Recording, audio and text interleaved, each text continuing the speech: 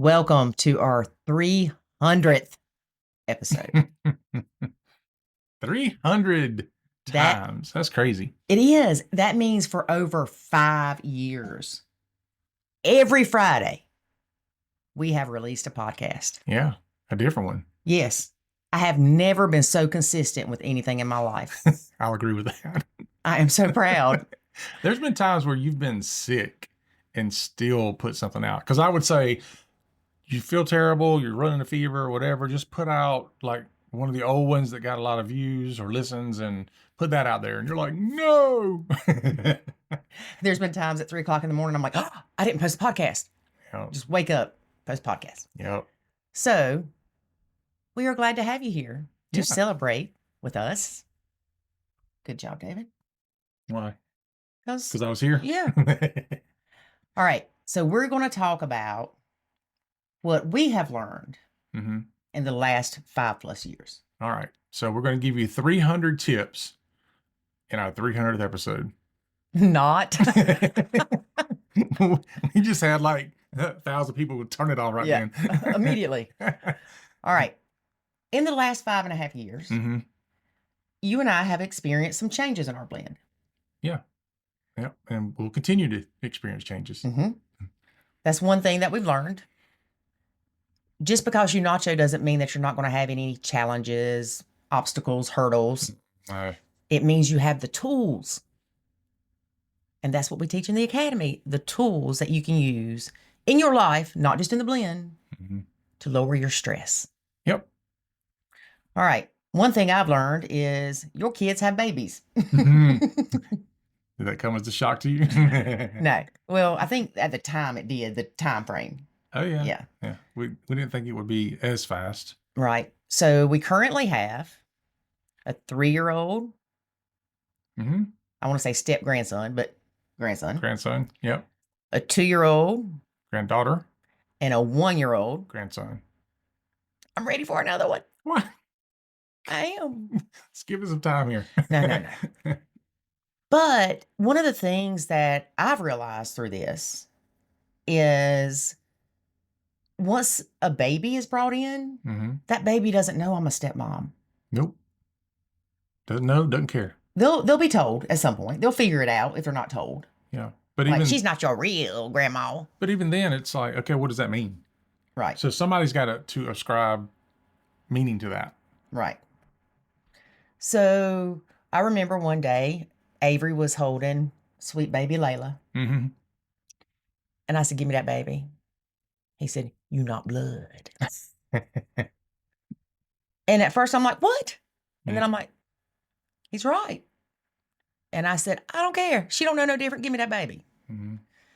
15 minutes later, his wife, because he's still holding a baby, said, give me that baby. He said, you not blood. So you weren't special, were you? It made me feel better. And I'm like, did that make you feel bad? She's like, yeah, kind of. I said, girl, don't. It's the reality of it, right? Yeah. But it did make me feel better that I'm not the only one anymore, Mm-hmm. you know? But then we have the joy of birthday parties for the grandbabies. Yep. We do not expect these children to have separate birthday parties for their babies. One with David's family, one with Biomom's family. Right. That's ridiculous, right? Mm-hmm. However, there was an instance where that was planned to have separate ones. Yeah. And then something happened and it ended up being a joint birthday party. Mm-hmm. That was a bit challenging. For me, it was a bit odd because Biomom came, right? Mm-hmm. That's But kind of it went well. that's yeah. I didn't pay a lot of attention to it, but it felt to me like there was that uneasiness. Yeah. And I I'm think not everybody was on edge. I'm not talking about from us. Like I think maybe on her side too. Yeah. Um. Well, it had to be uncomfortable. You're coming to your ex-in-law's house Mm-hmm. where we had all planned this party. And I mean, not purposely, but she was kind of the odd man out. Yeah. But she did bring her mom and her boyfriend. Yeah. So I think that helped her. Yeah. To- Well, it helped her, but I think it also I think in some ways it added to the awkwardness, though. You think? In some ways, it depends. Like my kids, they're in that middle spot where they always have been, Mm-hmm. where it's to them, there's two normals in the same place.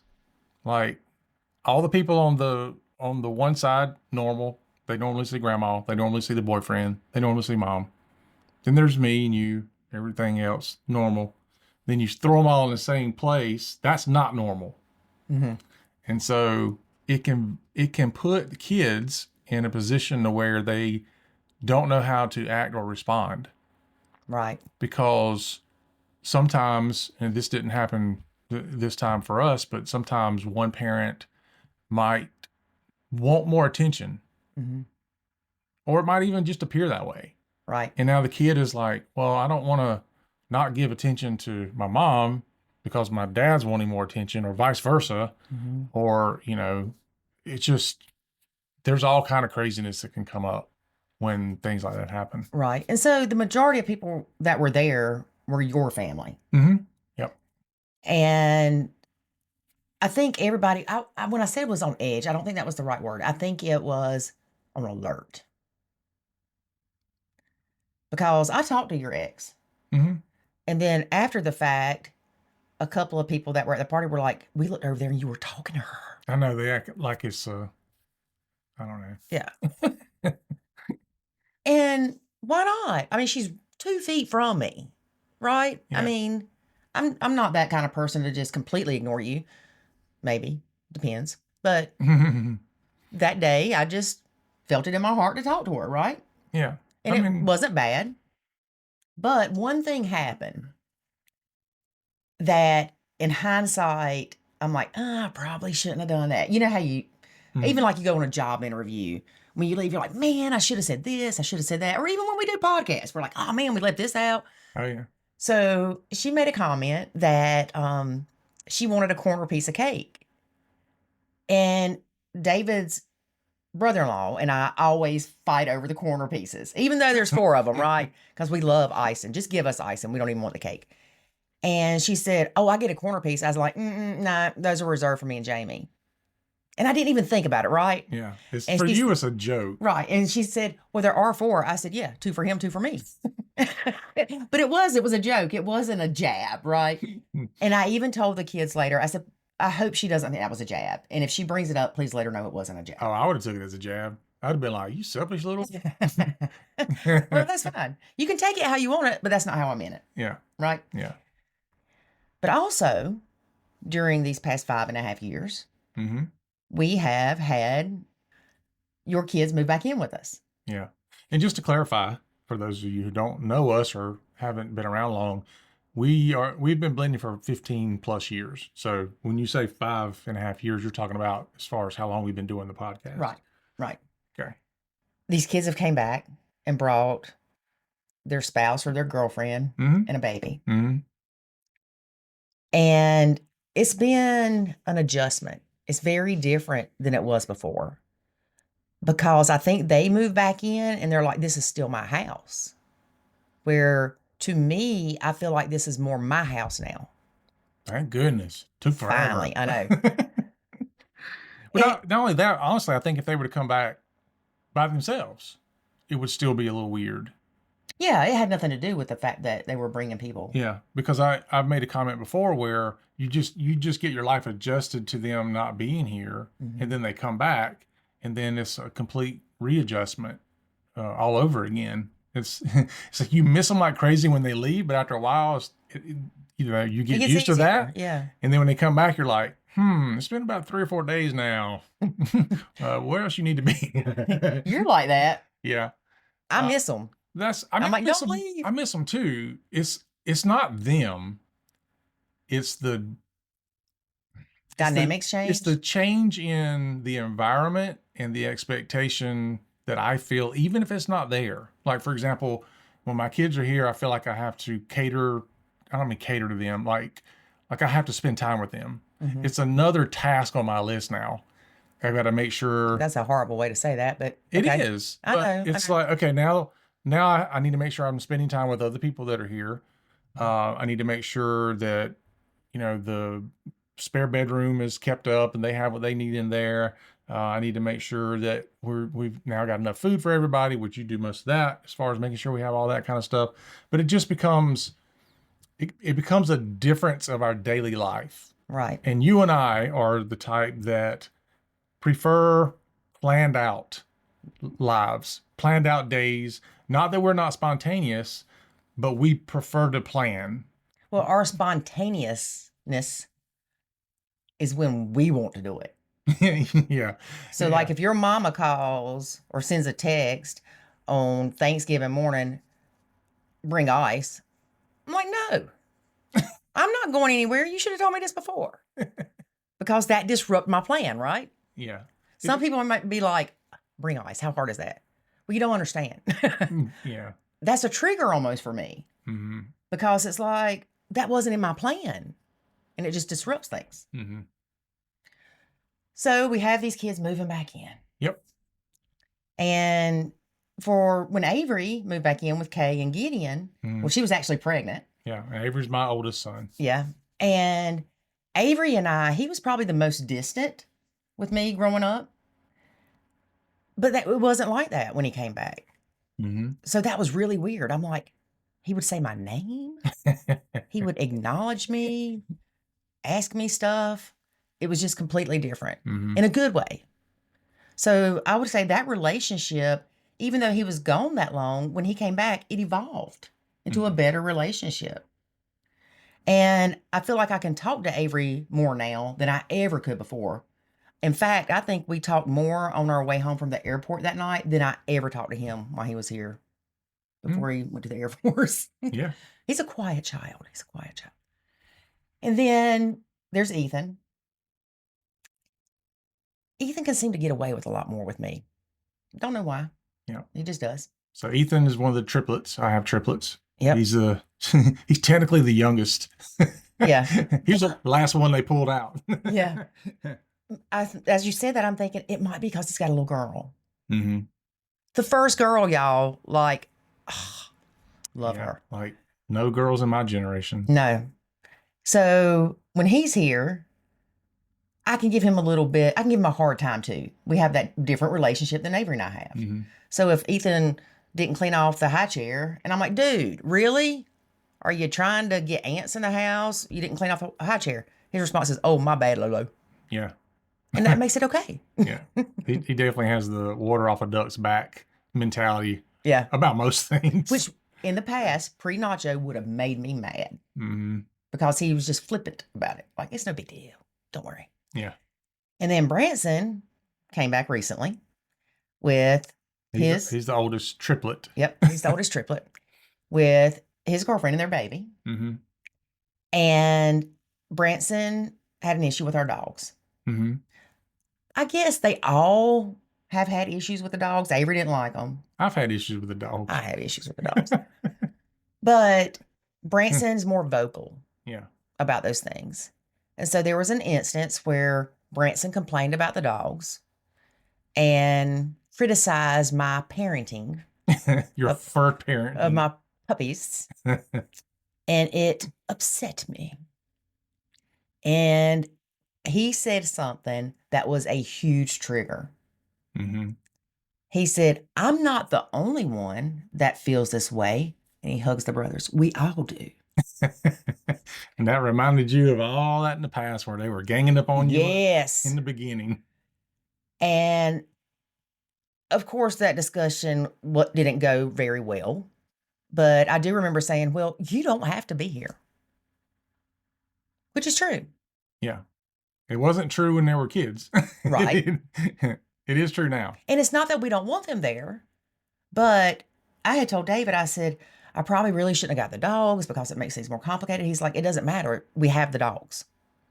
Yeah. They know we have the dogs. Yeah. I mean, we're doing everything we can to make things comfortable for everybody. Mm-hmm. We leave the dogs outside more when people are here. Yeah. Put the gate up in the kitchen. Just, we try to make it as comfortable as we can, but it's not always comfortable because they bark and they're hairy and. Yeah. They're dogs. Yeah. They're dogs. And they're inside dogs and they're shepherds. So yeah. They're Malinois. Yeah. Crack dogs. Hyper dogs. But Branson and I had that little altercation, we would say. I don't even know if it was an altercation. No, it was just, anyway. No. Anyway, I've yet to get Branson on here to talk about it, but I'm going to.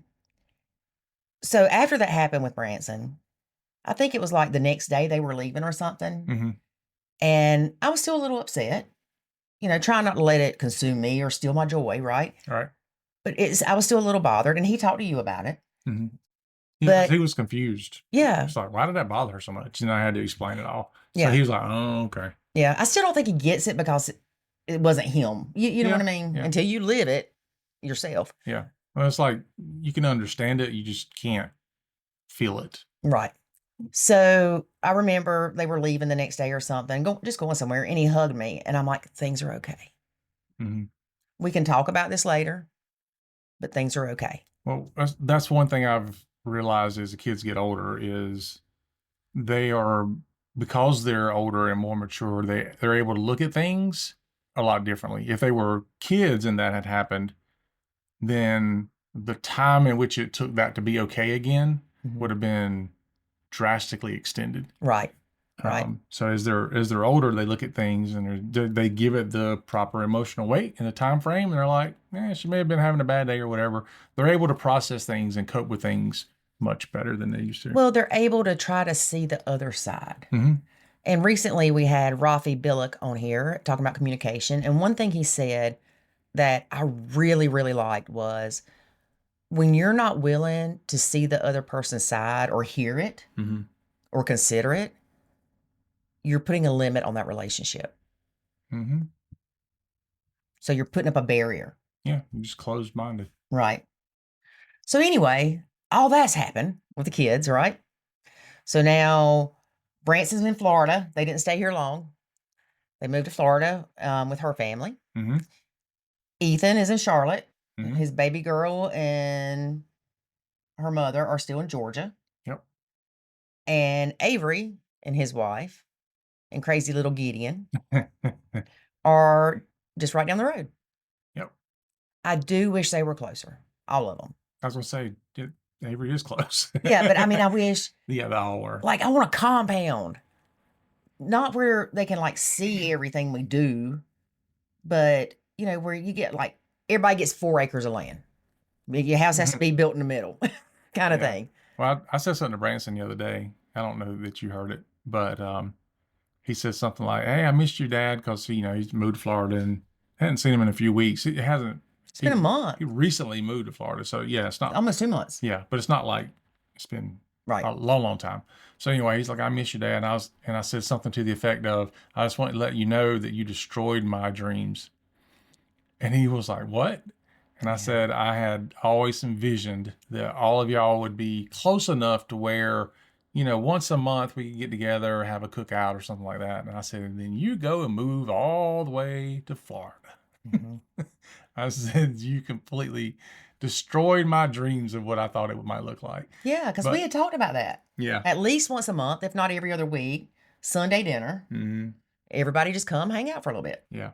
But I told him, I said, I don't want you to feel bad about that. I do. Branson, if you're watching this, I want you to feel bad. And Amanda too. But I told him, I said, look, I want you to make whatever decisions you want to make with where you want to live and all this stuff.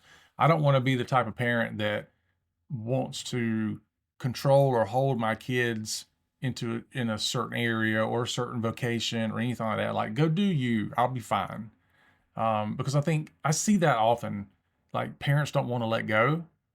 And so the kid, I'm going to live in this area because I don't want to be too far from my parents because they don't want me to be, or I'm going to go in this profession because that's what my parents want me to do. I want my kids to be able to look back and say, I lived the life I wanted to live, where I wanted to live it on my terms.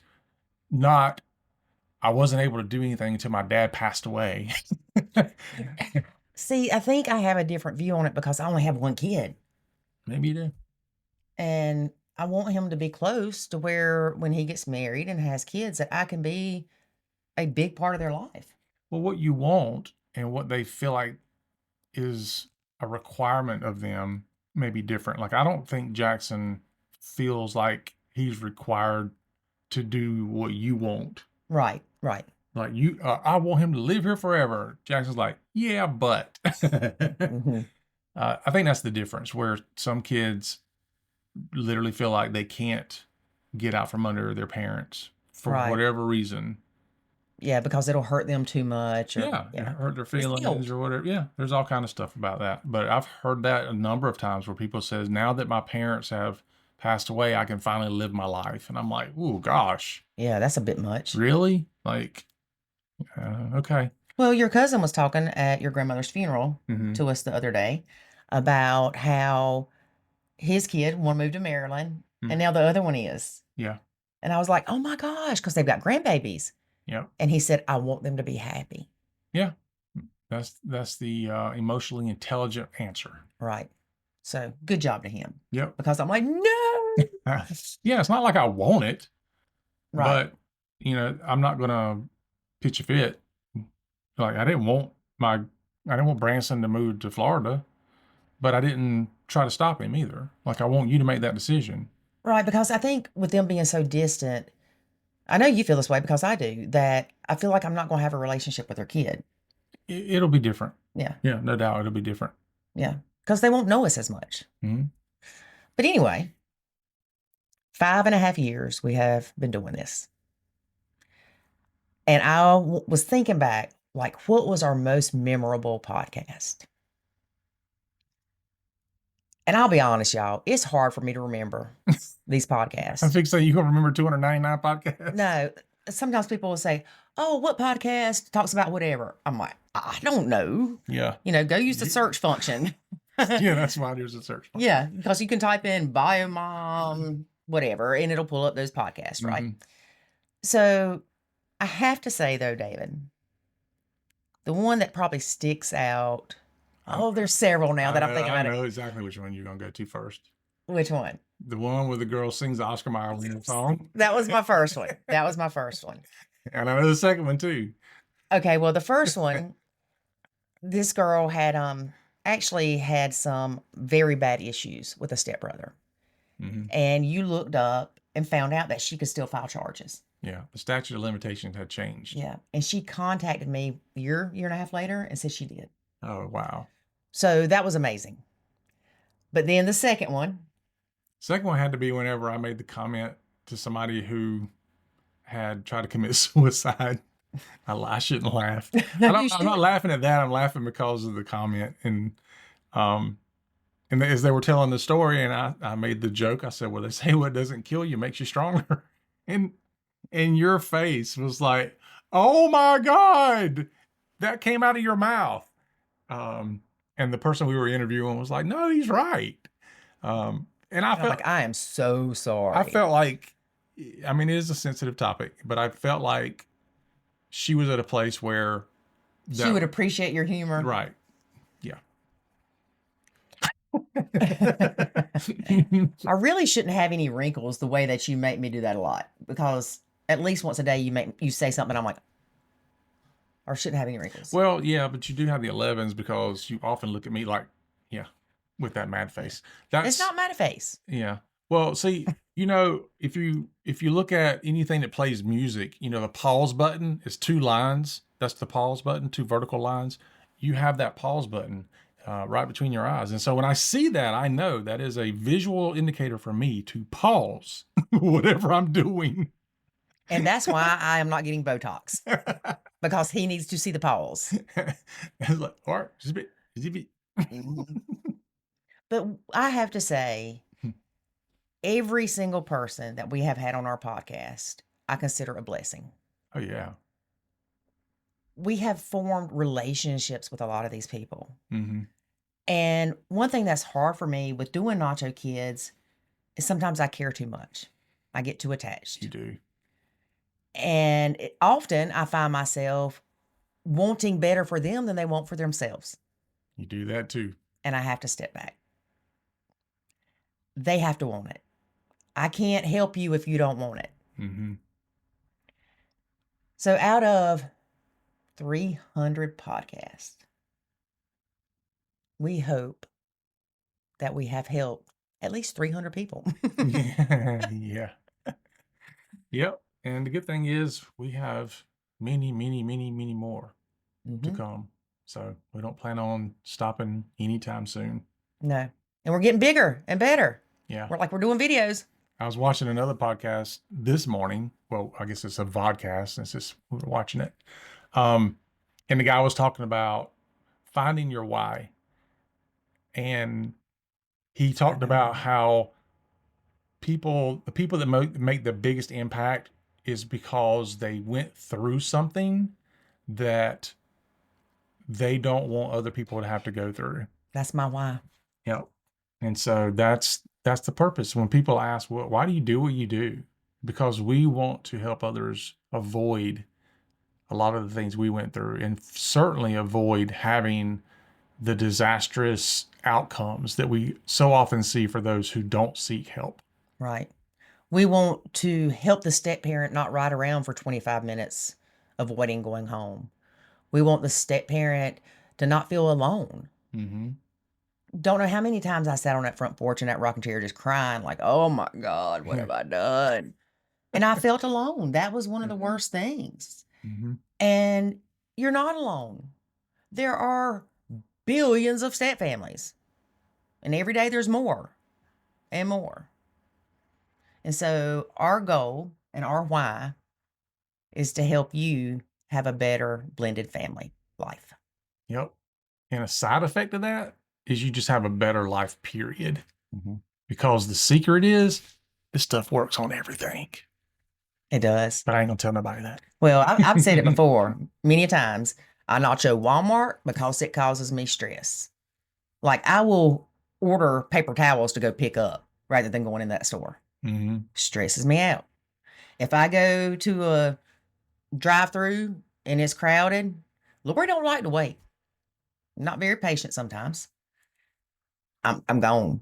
Yeah. I remember we were on a coaching call one time in the academy, and this lady, she said, I want y'all to know that I have discovered that nachoing is a way of life. And I was like, she got it. Like, I felt like giving her a promotion trophy.